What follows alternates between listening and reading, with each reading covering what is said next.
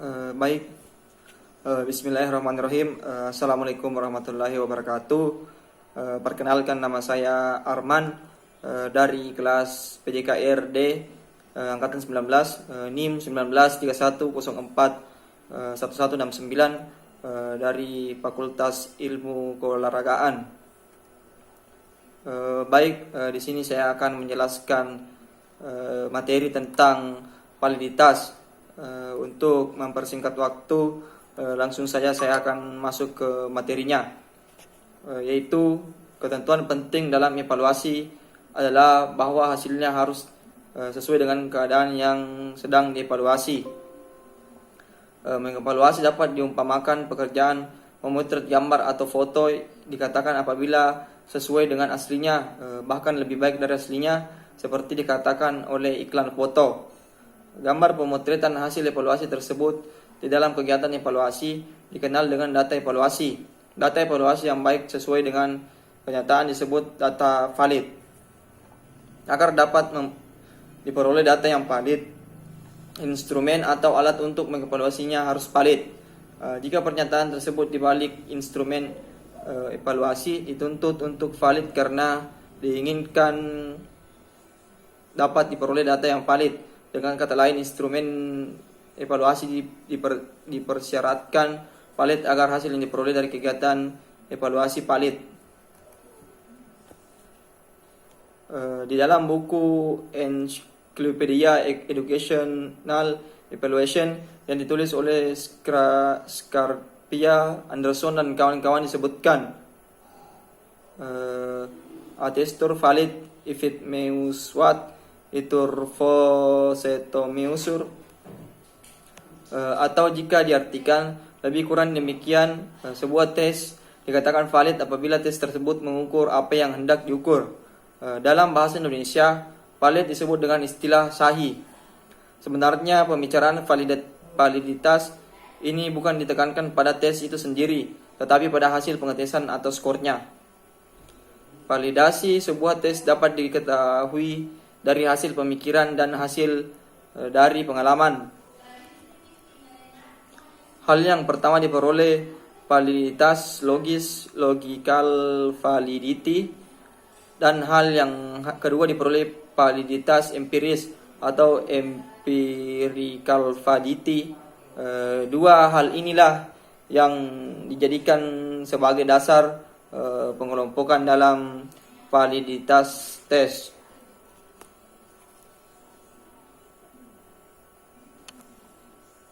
Selanjutnya, macam-macam validitas.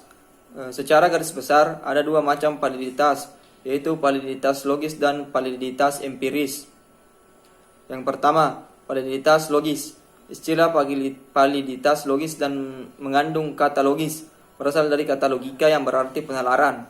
Dengan makna demikian, maka validitas logis ini untuk sebuah instrumen evaluasi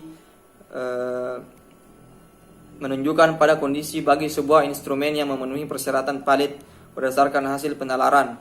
Kondisi valid tersebut dipandang terpenuhi karena instrumen yang bersangkutan sudah dirancang secara baik, mengikuti teori ini dan kekuatan ketentuan yang ada.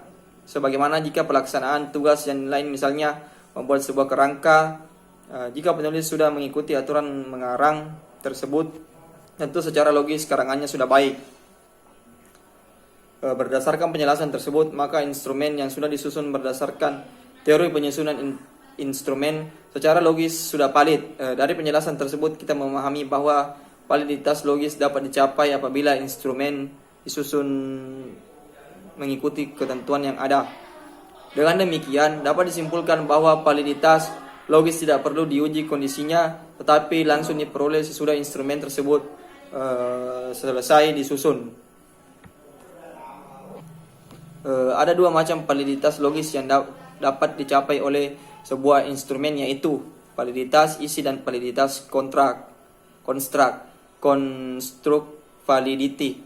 Validitas isi bagi sebuah instrumen menunjuk suatu kondisi sebuah instrumen yang disusun berdasarkan isi materi pelajaran yang dievaluasi. Selanjutnya, validitas construct sebuah instrumen menunjukkan sesuatu kondisi instrumen yang disusun berdasarkan kontrak aspek-aspek kejiwaan yang seharusnya dievaluasi. Penjelasan lebih jauh tentang kedua jenis validitas logis ini akan diberikan berturut-turut dalam membahas jenis validitas instrumen nanti. Selanjutnya bagian B, validitas empiris. Istilah validitas empiris memuat kata empiris yang artinya pengalaman. Sebuah instrumen dapat dikatakan memiliki validitas empiris apabila sudah dipuji dari pengalaman. Sebagai contoh sehari-hari, seseorang dapat diakui jujur oleh masyarakat apabila dalam pengalaman dibuktikan bahwa orang tersebut memang jujur. Contoh lain, seorang dapat dikatakan kreatif apabila dari pengalaman dibuktikan bahwa orang tersebut sudah banyak menghasilkan ide-ide baru yang diakui berbeda dari hal-hal yang sudah ada. Dari penjelasan dan contoh-contoh tersebut, ketahui bahwa validitas empiris tidak dapat diperoleh dengan menyusun instrumen berdasarkan ketentuan seperti halnya validitas logis, tetapi harus dibuktikan melalui sebuah pengalaman. Selanjutnya, adapun dua macam validitas empiris, yakni ada dua cara yang dapat dilakukan untuk menguji bahwa sebuah instrumen memang valid. Pengujian tersebut dilakukan dengan membandingkan kondisi instrumen yang bersangkutan dengan kriterium atau sebuah ukuran kriterium yang digunakan sebagai pembanding. Kriterium yang digunakan sebagai pembanding kondisi instrumen dimaksud ada dua, yaitu yang sudah tersedia dan yang belum ada tetapi akan terjadi di waktu yang akan datang. Bagi instrumen yang kondisinya sesuai dengan kriterium yang sudah tersedia, yang sudah ada tersebut memiliki validitas ada sekarang, yang dalam istilah bahasa Inggris disebut memiliki concurrent validity. Selanjutnya, instrumen yang kondisinya sesuai dengan kriterium namun diramalkan akan terjadi disebut memiliki validitas ramalan atau validitas prediksi, yang dalam istilah bahasa Inggris kondisinya sesuai dengan kriterium yang diramalkan akan terjadi. Istilah bahasa Inggris disebut memiliki clairvoyance validity.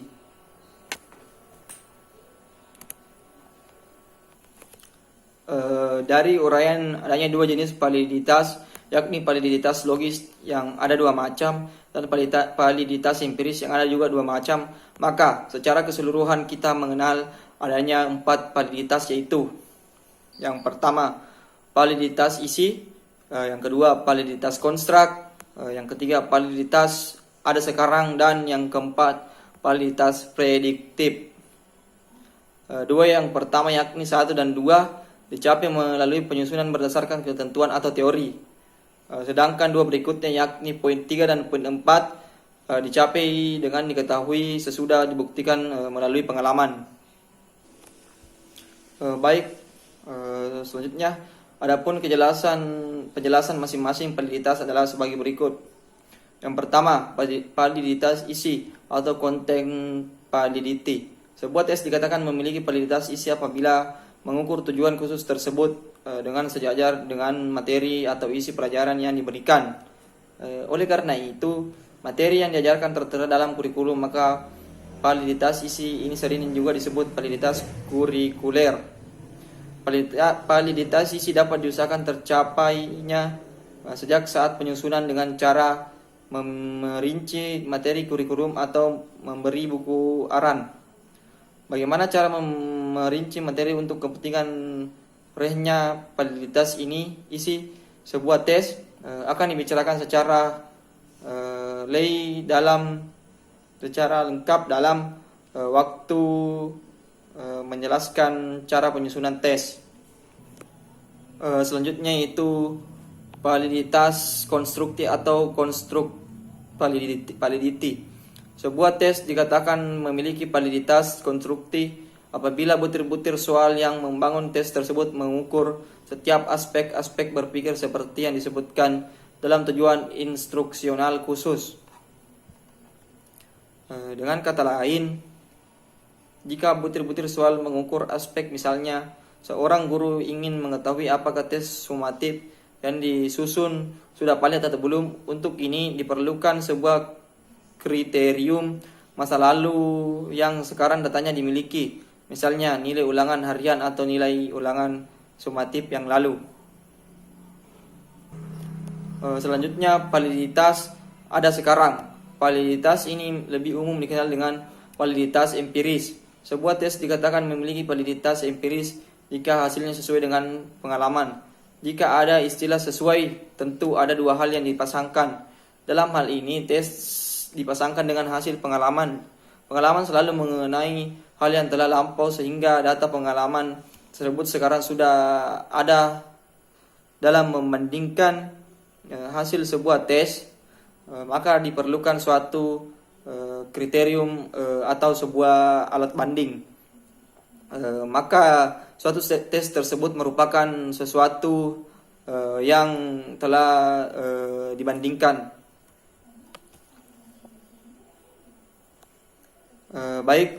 Kita masuk ke yang selanjutnya, yaitu validitas prediksi atau prediksi validity.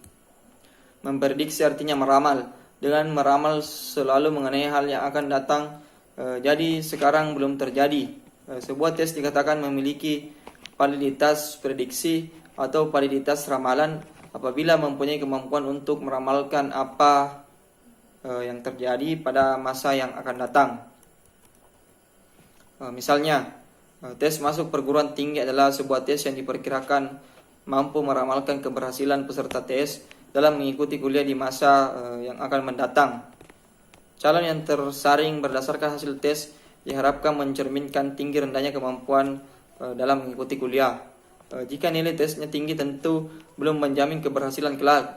Sebaliknya, seorang calon dikatakan tidak lulus tes karena memiliki tes yang rendah, jadi diperkirakan akan tidak mampu mengikuti perkuliahan yang akan mendatang.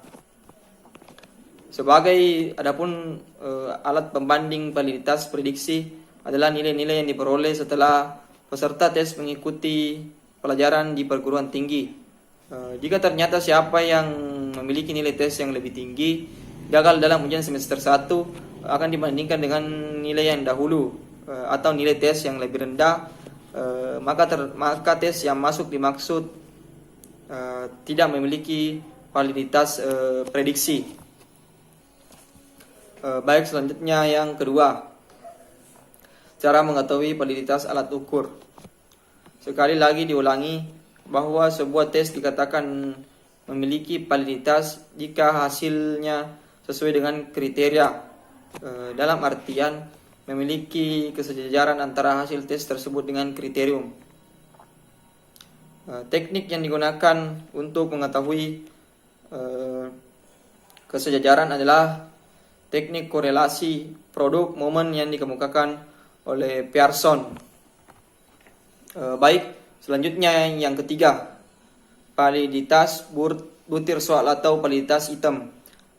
Apa yang sudah dibicarakan di atas adalah validitas soal secara keseluruhan tes. Di samping mencari validitas soal, perlu juga dicari validitas item.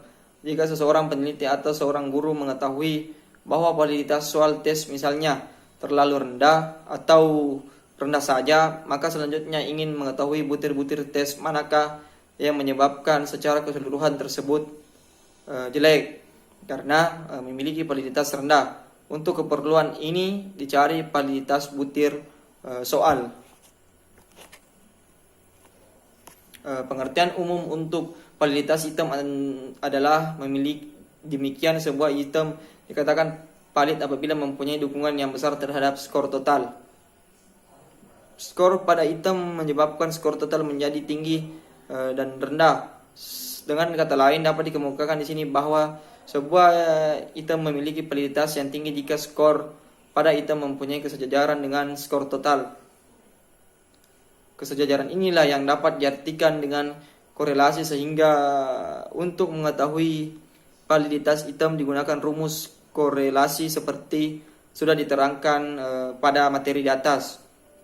Untuk soal-soal bentuk objektif, skor untuk item biasanya diberikan dengan 1 atau bagi item yang jawab benar, dan 0 untuk item yang jawabannya salah. Sedangkan skor total selanjutnya merupakan jumlah dari skor untuk semua item yang membangun soal tersebut.